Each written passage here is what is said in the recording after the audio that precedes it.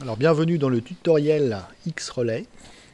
Donc on va essayer de reproduire le document qui est ici en utilisant le logiciel X-Relay. Alors je vais faire une démonstration, je vais faire juste une petite partie de ce schéma pour vous montrer un peu les principes généraux. Ensuite vous vous débrouillerez pour trouver les composants vous-même. Hein, pas tout faire. Donc je vais par exemple faire un nouveau document, cadre A4. Je vais tout d'abord mettre un fil, placer un conducteur ici, ici, voilà, ici, ici, ici, voilà. Ensuite, je vais rajouter des choses là-dessus. Donc, je vais prendre un symbole. Qu'est-ce que je vais prendre? Une borne. Ça tombe bien, je vais prendre une borne de 8 mm que je vais positionner ici. Je crois on va en mettre une autre ici, une autre ici, une autre ici. Après, vous allez reconnaître la partie que je suis en train de reproduire. Une autre ici et une autre ici. Alors vous constaterez qu'elle change de numéro automatiquement. Vous avez vu? X11, X12, X13, X14, X15. Si d'aventure je voulais changer leur numéro, je cliquerai sur l'icône ici qui est modifier un objet. Par exemple, je veux que celle-ci change de numéro. Je clique dessus et je vais mettre par exemple X18. OK. Boum, vous voyez. Alors évidemment, chaque borne est unique, donc on ne devra pas trouver deux bornes qui ont le même numéro dans un schéma. Donc ça, il faudra faire attention à ça, mais je pense qu'il mettrait un message d'erreur. Ensuite, on va placer un voyant, puisque c'est ça qu'on voulait. Alors un voyant, je ne sais plus où c'est, ça doit être dans signalisation et voyant. Voilà, je vais mettre un voyant ici. Pof. Ensuite, je vais mettre un interrupteur tournant. Alors dans les poussoirs et commutateurs, vous voyez toute une variété de poussoirs et commutateurs. On peut choisir des arrêts d'urgence, des bobines. Ah non, ça c'est pas bon, ça qu'est-ce que je fais? Arrêt d'urgence normalement ouvert, ça n'existe pas, c'est vraiment exotique. Un bouton poussoir comme ça, des capteurs, alors interrupteur à clé, pardon, des pédales, des têtes tournantes. Alors moi je vais prendre par exemple une tête tournante normalement fermée, 1, 2, et je vais la mettre ici. Voilà. Et là, qu'est-ce que j'ai réalisé? J'ai réalisé une grande partie du schéma. Je vais peut-être rajouter un peu de texte ici. On va être phase 24 volts. Hop, voilà. Ici, on va mettre le neutre 24 volts. On va mettre ici neutre 24 volts. Alors, je vais modifier parce que je veux que ce soit marqué neutre. Donc, neutre 24 volts. C'est parti.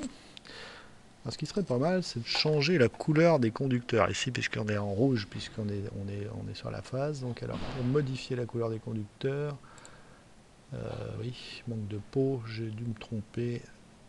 Voilà, continue, d'accord, la couleur. On va mettre rouge. On va peut-être augmenter un peu l'épaisseur.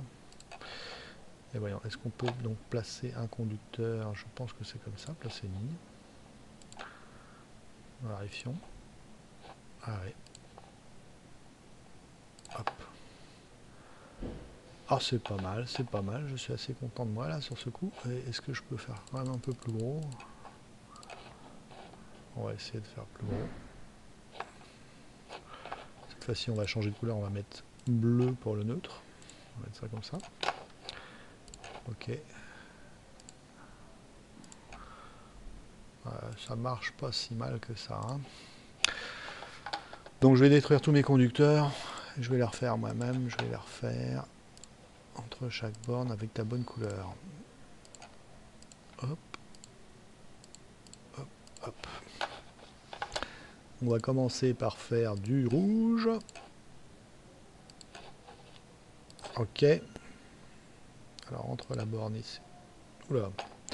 Ah, il y a un petit problème d'affichage certainement, donc je vais rafraîchir. Ah d'accord, j'ai tout cassé. J'ai tout cassé.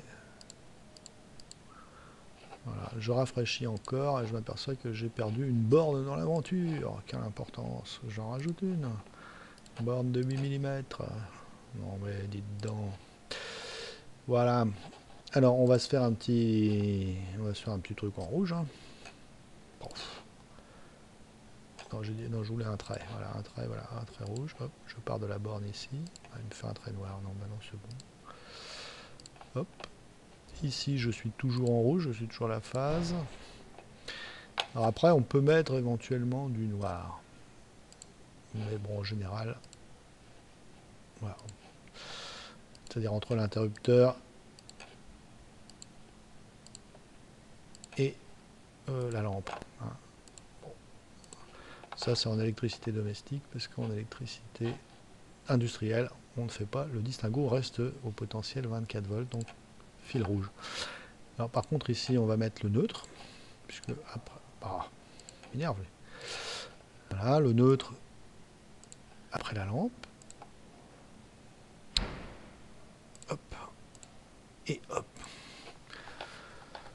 C'est pas merveilleux, ça? Alors évidemment, on pourrait éventuellement rajouter les autres circuits, hein, puisque vous voyez que ici, le câblage industriel, moi j'ai réalisé juste cette petite partie qui est là. Voilà, donc on voit bien, il y a du noir ici, du rouge. Bon, il faudra que vous respectiez les bons numéros de borne. Il faudra que vous représentiez aussi ça. Donc ça doit être un composant qui va s'appeler la masse, et ça doit être la terre ou la protection électrique. Vous chercherez, hein, ça vous permettra de naviguer un petit peu. Il faudra mettre le texte aussi, et puis éventuellement le cartouche. Donc ça peut se faire avec des traits. Hein. Voilà, donc eh bien, bonne chance, amusez-vous bien. Je sauvegarde quand même pour pouvoir montrer à mon professeur ce que j'ai fait.